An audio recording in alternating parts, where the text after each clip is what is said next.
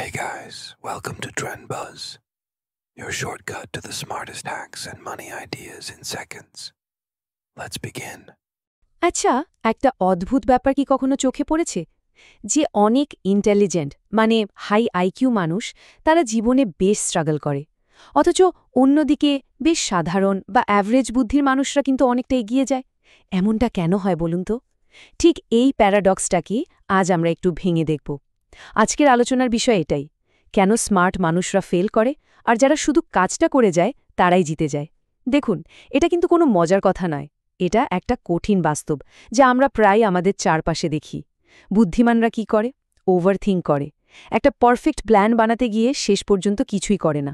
আর যারা সাধারণ তারা সোজা কাজে নেমে পড়ে, ভুল করে, কিন্তু দিন শেষে তারাই কিন্তু এগিয়ে থাকে। তো এই পুরো ব্যাপারটার উত্তর খুঁজতে আমরা আজকে দুটো অসাধারণ বইয়ের মূল আইডিয়াকে এক জায়গায় আনব। একটা হলো ক্যারল হায়েট আর লিন্ডা গডলিপের লেখা ওয়েন স্মার্ট পিপল ফেল, আর অন্যটা হলো ম্যাটস আলভেসন ও অ্যান্ড্রে স্পাইসের লেখা দ্য স্টুপিডিটি প্যারাডক্স।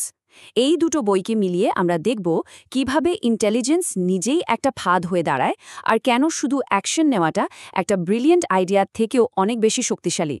আসল প্রশ্নটা কিন্তু এটাই, আমরা নিজেরা কোন দলে পড়ি, ওভারথিঙ্কার নাকি action taker?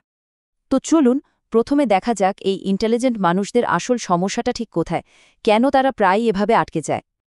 When smart people fail বইটাতে লেখকরা একটা দারুণ কথা বলছেন। ইন্টেলিজেন্স কিন্তু ব্যর্থতার বিরুদ্ধে কোনো বরম বা শিল্ড নয়, বরং অনেক সময় এটাই কিন্তু ব্যর্থতার কারণ হয়ে দাঁড়ায়।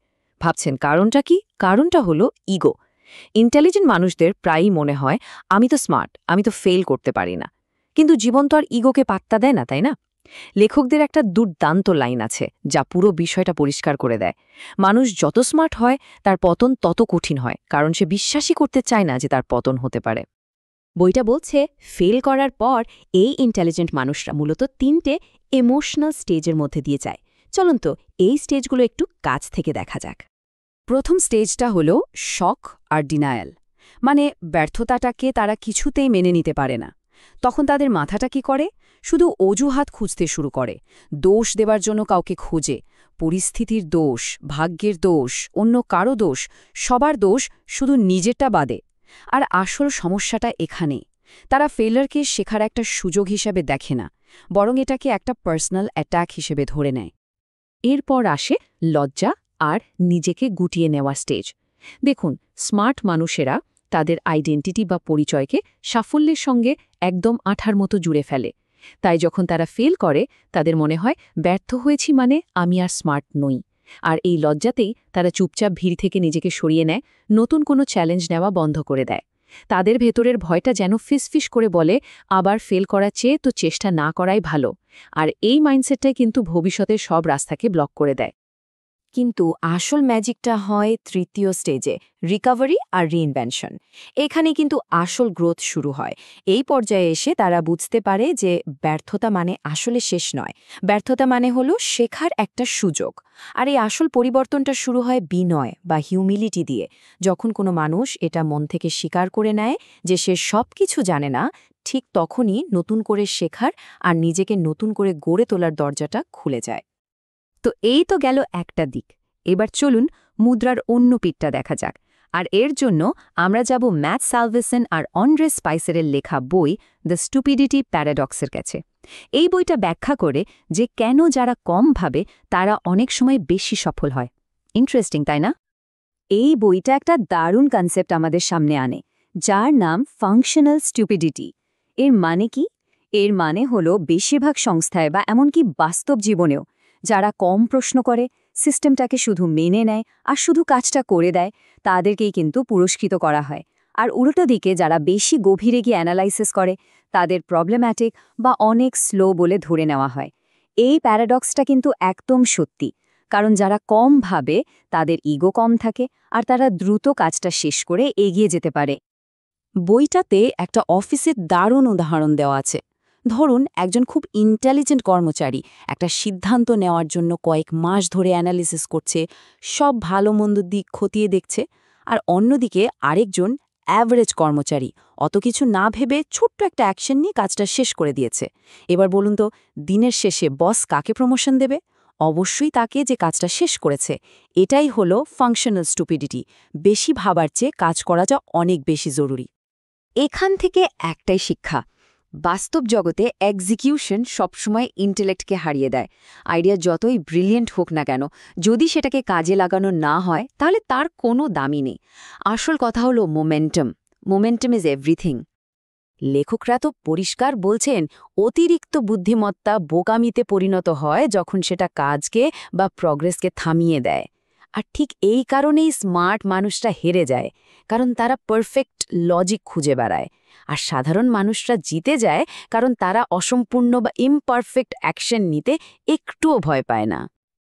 তো একদিকে আছে ওভারথিঙ্কিংয়ের ফাঁদ আর অন্যদিকে আছে অ্যাকশনের পাওয়ার। তাহলে রাস্তাটা কি? চলুন এই দুটো বইয়ের জ্ঞানকে মিলিয়ে একটা আনবিটেবল কম্বো তৈরি করা যাক। এমন একটা উপায় যেখানে স্মার্টলি ভাবা যাবে কিন্তু কাজটা করা হবে একদম সিম্পলভাবে। আমাদের প্রথম শিক্ষা, আইকিউ এর থেকে ইকিউ অনেক বেশি জরুরি। ক্যারল হায়াত বলছেন, সবচেয়ে সফল মানুষরা কিন্তু সবচেয়ে বুদ্ধিমান হয় না, তারা হয় ইমোশনালি সবচেয়ে বুদ্ধিমান।